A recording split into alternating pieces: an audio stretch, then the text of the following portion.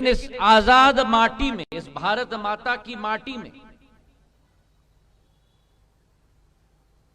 हजारों वर्षों से आक्रमणकारी तत्व सदैव अपने दृष्टिकोण को लगाते थे। भारत उभर रहा है विश्व पटल पर। जर्मनी सब कॉन्टिनेंट नहीं है, उपमहाद्वीप नहीं है।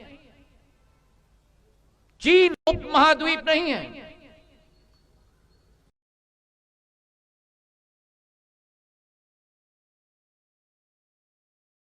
महाद्वीप है, उपमहाद्वीप है तो केवल भारत है।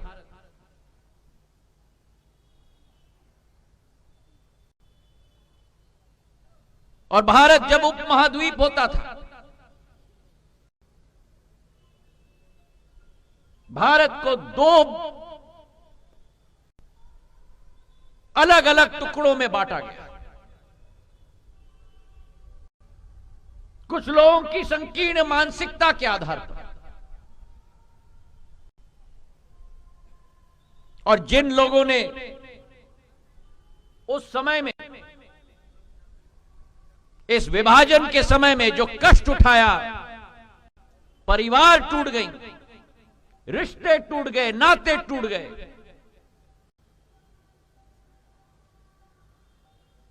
और इस पीढ़ी में हम जानते हैं कि एक एक घर बसाने के लिए एक एक ईंट एकत्रित करके उस मंजिल तक पहुंचने के लिए कितनी मशक्कत और मेहनत करनी पड़ती है।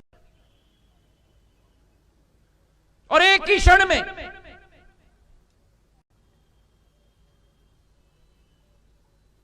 वे लोग जिनकी घर गृहस्थी होती थी,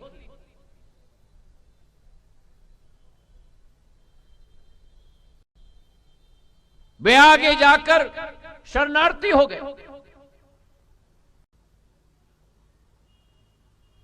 ये फोटो चित्र का प्रदर्शन लगा है। मैं आप सबसे निवेदन करूंगा कि आप जरूर जाएं और देखें किस संकट से वो पीढ़ी गुजरी है। एक तरफ पूर्वी पाकिस्तान से, जो समय भारत का भाग होता था,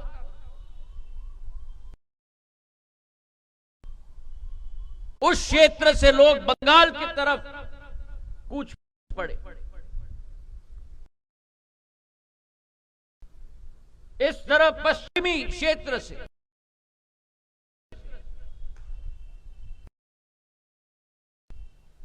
लोग लाहौर से, कराची से,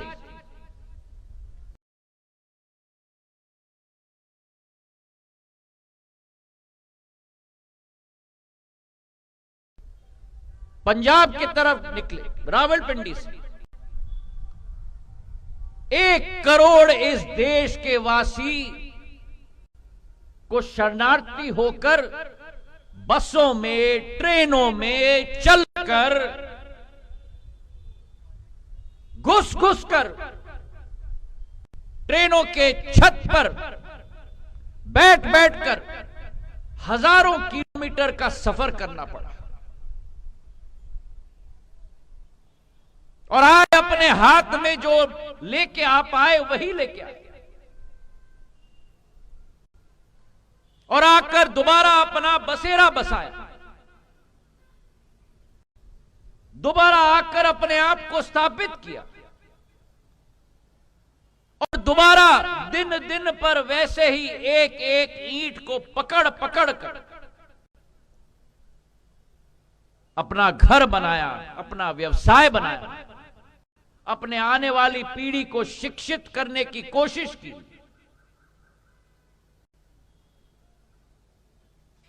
भविष्य बनाने की कोशिश की।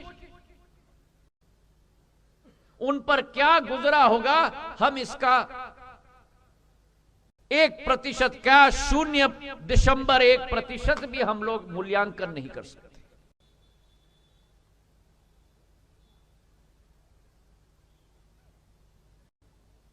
दो पीढ़ियां निकल गई और उनकी कहानियों को हम सुनेंगे। तब हमें एहसास होता होगा कि जिंदगी के मोड़ मोड़ पर किन कठिनाइयों का सामना करके उन्होंने अपने आप को दोबारा भारत माता की माटी में स्थापित किया है।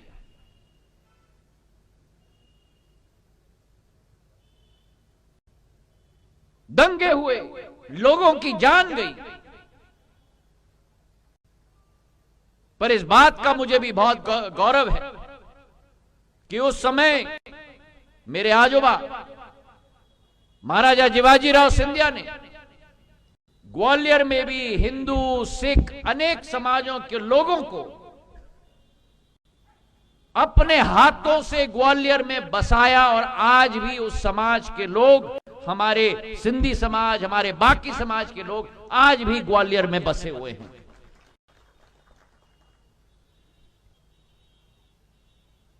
ये हमारी भारत की महानता है। हम उस देश के वासी हैं जो सभी को अपनाते हैं। हमारे कण कण में वो भावना, इसलिए तो कहा जाता है ना, हमारे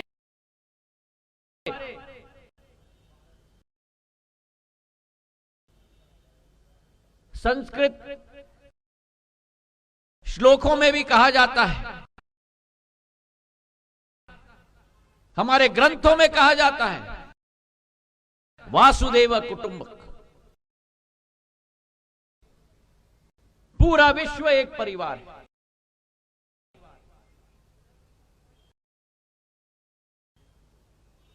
और ये मैंने देखा जब मैं यूक्रेन भी गया था।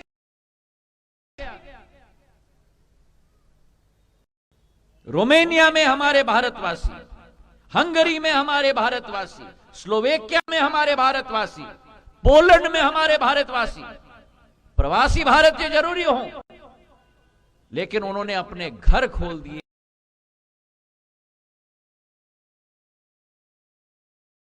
अपने तिजोरी खोल दिए, अपने दिल खोल दिए, हमारे बच्चों को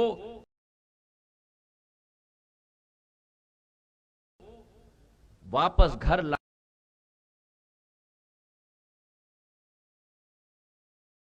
लाने, सुरक्षित लाने के लिए हर मुहिम पर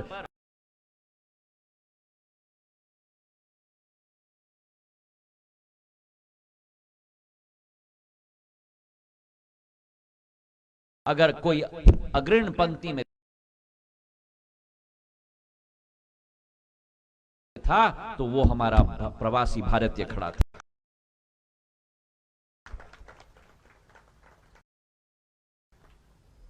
तो आज उस विभाजन विभीषिका दिवस की स्मृति को जागरूक हमें करनी होगी।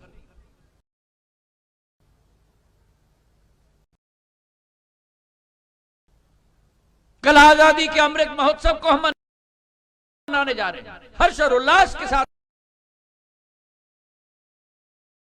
मनाएंगे, लेकिन आज 14 अगस्त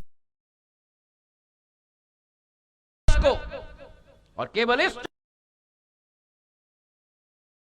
14 अगस्त को नहीं, हर 14 अगस्त को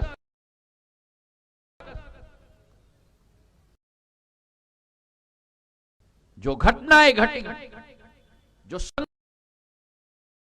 हमारे देशवासियों ने उठाया,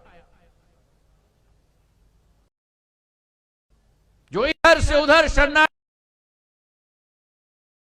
को हमने स्थापित किया,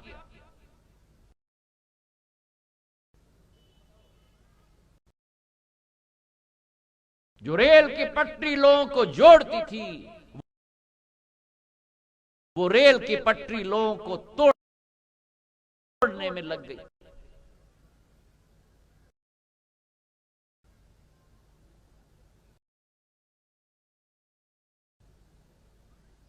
जो लोग किसानी करते थे,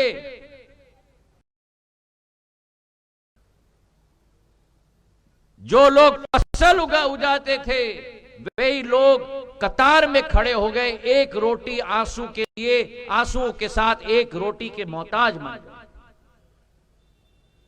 वो इतिहास को हमें याद करना होगा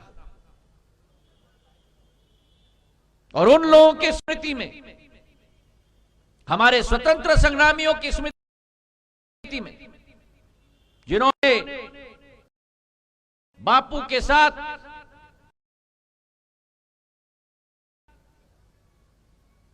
हाथ में तिरंगा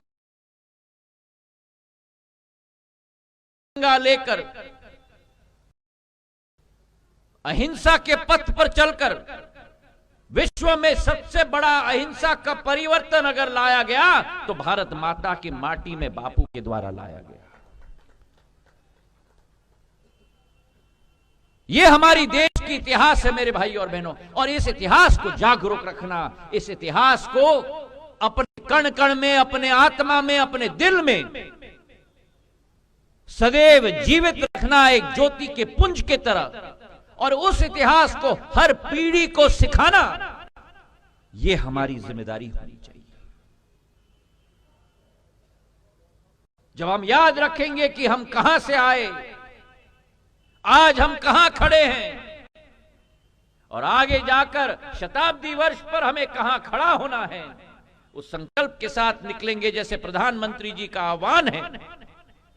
अमृत काल से शताब्दी काल तक भारत का ये सफर एक ऐतिहासिक सफर रहे, एक स्वर्णिम सफर रहे, लेकिन उस इतिहास को जागरूक रखते हुए आज विभाजन विभीषिका दिवस की स्मृति में मैं अपने प्रणाम और श्रद्धांजलि और भावपूर्ण दिल की भावना अर्पित करता हूं उन सभी लोगों को जो शरणार्थी के रूप में दूसरे क्षेत्रों से आकर दोबारा भारत में बसकर इस राष्ट्र को महान करने के लिए पूर्ण निष्ठा से लगे। इन्हीं शब्दों के साथ आपका बहुत बहुत धन्यवाद।